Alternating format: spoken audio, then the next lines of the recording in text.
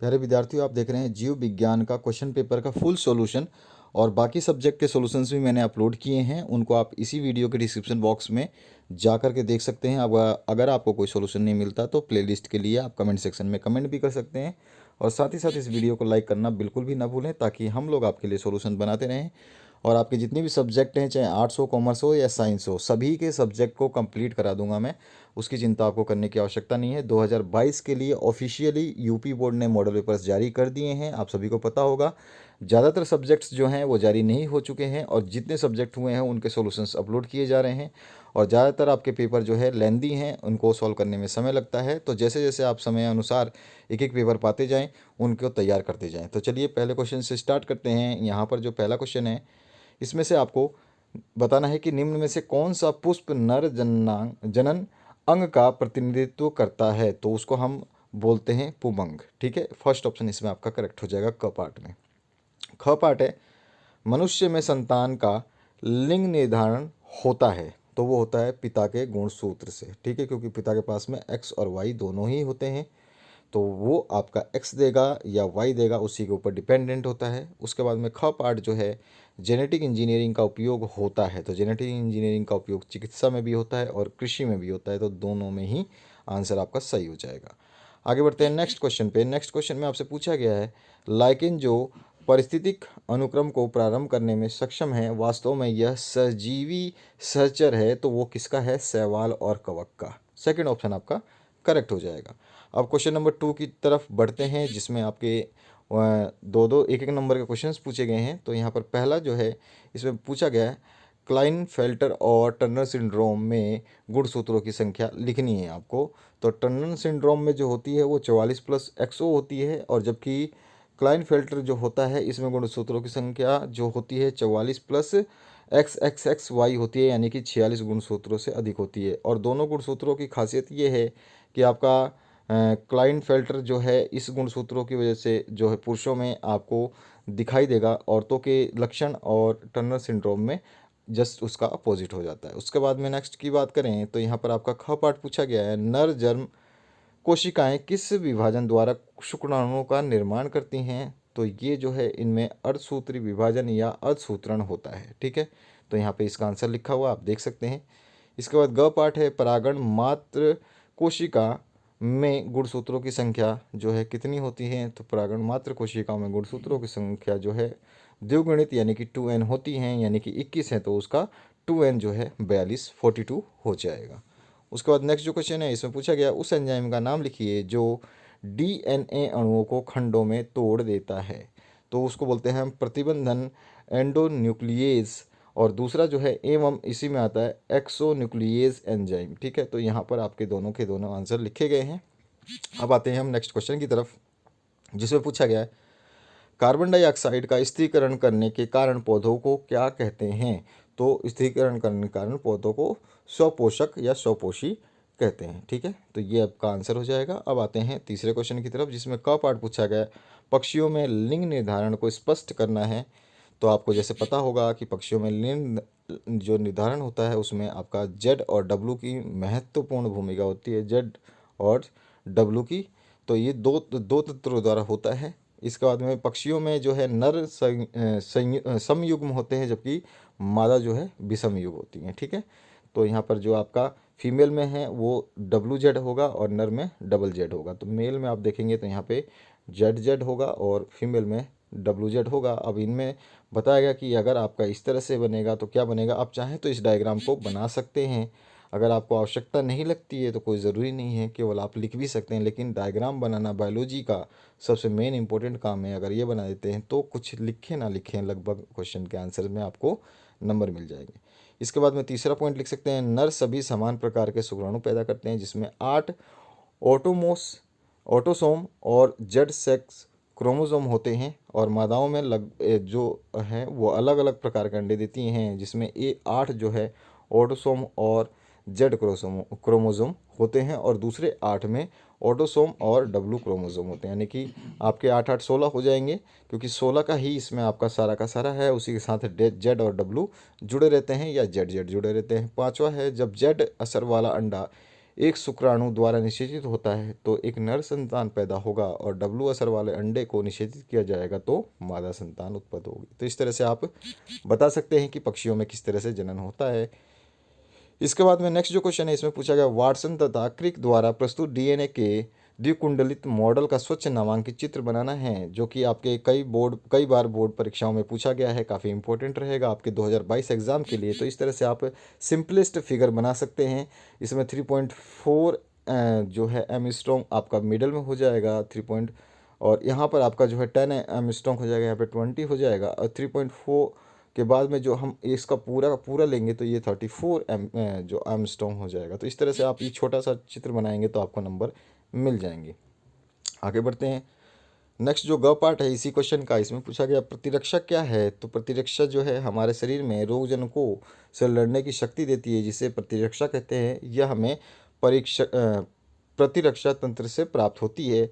और प्रतिरक्षा एक जैविक प्रक्रिया है जो संक्रमण, बीमारी या अन्य अवांछित जैविक हमलावरों से पर्याप्त जैविक रोगों के प्रतिरोध होने के लिए जो है स्थिति का वर्णन करती है। उसके बाद में घ जो है इसमें आर्कटिक पौधा आम के पेड़ की शाखा पर उग रहा है। आर्कटिक और आम के पेड़ के बीच पारस्परिक क्रिया को आप कैसे स्पष्ट करेंगे।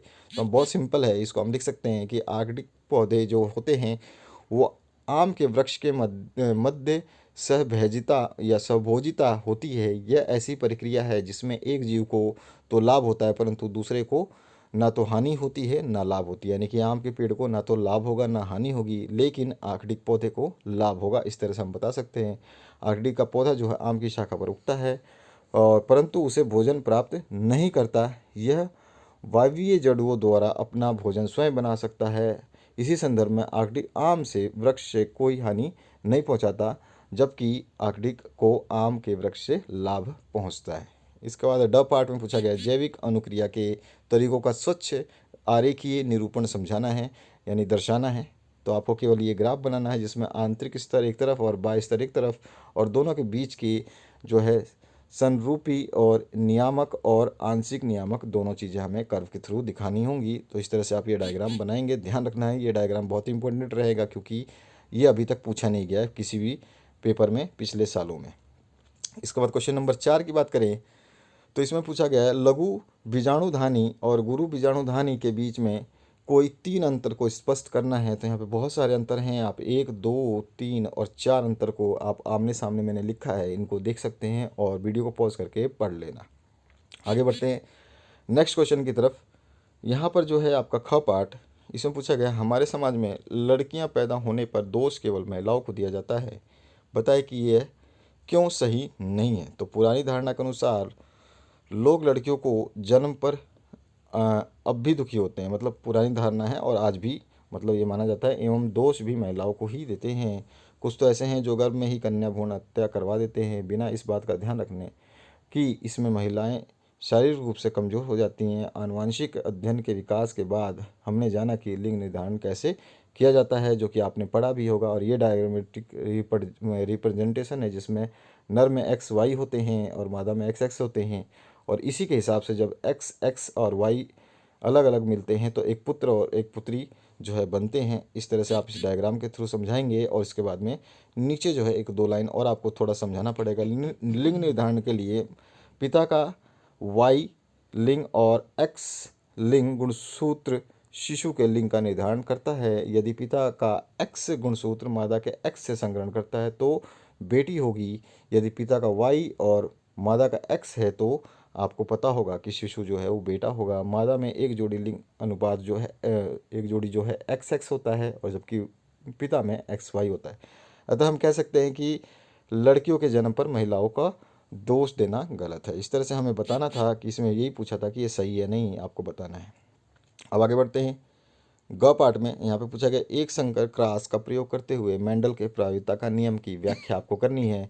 तो सबसे पहले एक ही लक्षण के विप्रयासी पौधों के मध्य संकरण एक संकर क्रॉस कहलाता है। जैसे मटर के लंबे टी और छोटे स्मॉल टी पौधों के मध्य संकरण जो है कराया गया तो इसमें F1 पीढ़ी में सभी पौधे जो है लंबे और विषम युग्मी यानी टीटी होते हैं और F1 पीढ़ी में जो लंबेपन के लिए उत्तरदायी कारक है वो कैपिटल टी बौनेपन के लिए जो प्रभावी होता है।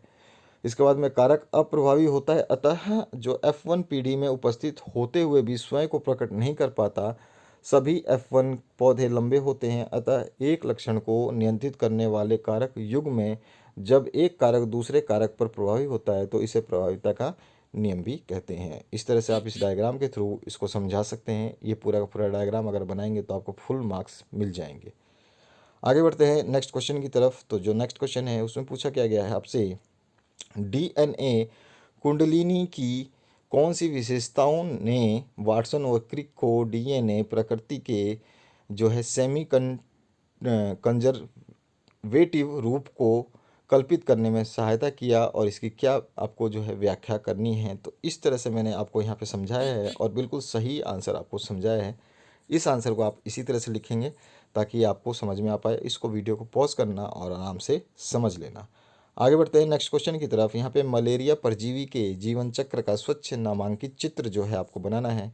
तो आपके बुक में है ये चित्र, आप देख सकते हैं आपके चैप्टर में। तो इस तरह से ये जो साइकिल वाला चित्र है ये आपको मिलेगा पूरा का पूरा कंप्लीट। इस तरह से आपको ये चित्र बनाना होगा ताकि आपको फुल मार्क्स मिल सके। तो ये साइकिल वाला ज़रूर, साइकिल का मतलब होता है कि चक्र, साइकिल का मतलब है जो ये राउंड शेप आप देख रहे हैं इस तरह। साइकिल का मतलब है कि यहाँ से चल रहा है, ये इस ऐसे घूमते हुए वापस ऐसे आ रहा है, तो इस तरह की साइकिल बोलते हैं हम इसको। इसके बाद ख पाठ पूछा गया है, जैविक यानी जीव विज्ञान के अध्ययन से संक्रामक रोगों को नियंत्रित करने में किस प्रकार हमारी सहायता की है, ये आपको बताना है। यानी कि जैविक यानी जीव विज्ञान जो हम पढ़ रहे हैं ये किस तरह से है। तो इसमें हमने देखा है कि बहुत सारे जो है हमने बीमारियों का पता लगाया है, वैक्सीनेशन डेवलप किए हैं और उनको संक्रामक रोगों को काफ़ी हद तक हमने नियंत्रित भी किया है। तो इस तरह से चीज़ों को हमें लिखना होगा जो यहाँ पे लिखा गया है। इसके बाद में नेक्स्ट जो है, जैव उर्वरक किस प्रकार से मृदा की उर्वरकता बढ़ाते हैं, तो ये आपको बतानी है। तो यहाँ पर आपको मैंने बताया है कि किस तरह से मृदा की उर्वरकता को ये बढ़ाते हैं। इसके बाद में घ पाठ है, इसमें वैक्यूलो वायरेसिस क्या जो है ये है और क्या होता है इसको आपको समझाना है। तो इसके बारे में मैंने आपको 4 वर्ड्स में यानी कि 4 लाइंस में आपको समझाने की कोशिश की है और बेस्ट से बेस्ट आंसर सिंपलेस्ट वर्ड में आपको यहाँ पे दिया गया है। आप इसको देख करके आसानी से लिख सकते हैं। वीडियो को पॉज करिए, आराम से पढ़ लीजिए। उसके बाद में आपको निम्न पे टिप्पणी लिखनी है, जिसमें पहला है पीसीआर पे। तो पीसीआर आपको पता ही होता है कि पॉलीमरेज चेन रिएक्शन होता है और इसके ऊपर टिप्पणी लिखनी है। इसमें कौन कौन से चरण होते हैं उस टिप्पणी में हम 3 चरणों को बता देंगे, जो कि 3 चरण इसमें होता है। तो इस तरह से ये टिप्पणी आप कंप्लीट लिख सकते हैं। आपके सामने की पूरी पूरी टिप्पणी जो यहाँ पे लिखी गई है पीसीआर की, तो इसको आप पढ़ लेना, क्योंकि अभी आप आराम से जब तक पढ़ेंगे नहीं तब तक आपको कुछ भी समझ में आएगा नहीं। और सिंपलेस्ट वर्ड मैंने जैसे बताया, हर क्वेश्चन के लिए सिंपलेस्ट वर्ड यूज़ किया गया है। इसके बाद में सेकंड पार्ट पे टिप्पणी लिखनी है, प्रतिबंध एंजाइम यानी प्रतिबंध एंजाइम क्या होते हैं, इसके ऊपर क्या टिप्पणी आपको लिखनी है, किस तरह से लिखनी है, वो मैंने यहाँ पे समझाया है आपको। तो इसी तरह से अगर आप लिखते हैं तो एक भी नंबर 1.1 भी नंबर नहीं कटेगा। तो इस तरह से आपको ये टिप्पणी जो है लिखनी होगी। उसके बाद आते हैं ख पार्ट में, इसी का उसमें क पार्ट में आपसे 2 क्वेश्चन पूछे गए थे जिसमें टिप्पणी लिखनी थी और ख पार्ट में आपको पूछा गया है यहाँ पे जैव प्रौद्योगिकी का कृषि में क्या योगदान है। तो यहाँ पर देखिए मैंने थोड़ा विस्तारित रूप से बताया है, 3 नंबर का क्वेश्चन है लेकिन इतना बड़ा नहीं है। लेकिन आपको जो है लिखना पड़ेगा, तो आपको पॉइंट्स जरूर डालने हैं, जिसमें आपका यहाँ पे पीड़कनाशी प्रतिरोधी पौधों का विकास, पीड़कनाशी जो है ये हो जाएगा। उसके बाद में खाद्य पदार्थों में पोषक तत्वों की वृद्धि, दूसरा पॉइंट से हम समझाने की कोशिश करेंगे। चाहे तो आप इसमें 2 2 लाइन लिख ले अगर 3 नंबर का क्वेश्चन है तो। तीसरा जो है पर्यावरणीय असंतुलन के प्रति सहिष्णुता जो है ये भी है, और एक आपका आ जाएगा जैव उर्वरकों की वृद्धि जो है वो भी। ठीक है, तो इस तरह से हम समझा देंगे।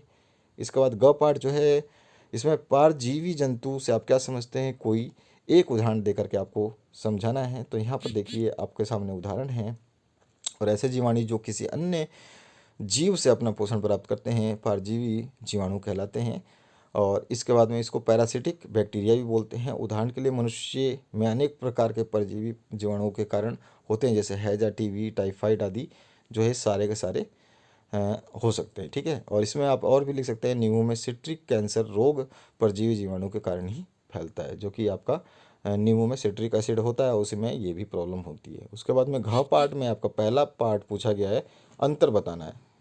शीत निष्क्रियता और ग्रीष्म निष्क्रियता, यानी कि हाइबरनेशन और एस्टिवेशन में आपको अंतर बताना है। तो जो शीत ऋतु के कुप्रभाव से बचने के लिए अपने अनुकूल के हिसाब से दूसरे क्षेत्रों में चले जाते हैं, जैसे कि उत्तरी स्थलीय गिलहरी की बात करें और दक्षिणी पश्चिमी स्थलीय गिलहरी की बात करें, वो ग्रीष्म ऋतु में गर्मी से बचने के लिए शीत अनुकूलित प्रभाव में चली जाती हैं। चाहे आप बोल सकते हैं कि दिल्ली से जो कोई व्यक्ति अगर शिमला चला जाए तो इसे ग्रीष्म निष्क्रिय कहते हैं, क्योंकि वो गर्मी से बचने के लिए या गर्मी से अनुकूलित वातावरण में जाना चाहता है। उसके बाद में इसका सेकंड पार्ट जिसमें आपसे पूछा बाह्यपोषी और अंतरमपोषी अंतरम, इसमें आपको एक्थोथर्मिक और एंडोथर्मिक में जो है जंतुओं में अंतर बताना है। तो ये ठंडे रक्त वाले जानवर होते हैं और ये जो है इनका रक्त गर्म होता है, इनका तापमान उनके लिए परिवेश के साथ बदलता रहता है और ये जो शरीर का तापमान है स्थिर बनाए रखते हैं। इसमें मछली, उभयचर और सरीसृप वगैरह आ सकते हैं। इसमें पक्षी और स्तनधारी जो है आ सकते हैं। तो इस तरह से एग्जाम्पल के थ्रू हम समझा सकते हैं। इसके बाद आते हैं दीर्घ उत्तरीय प्रश्न पे।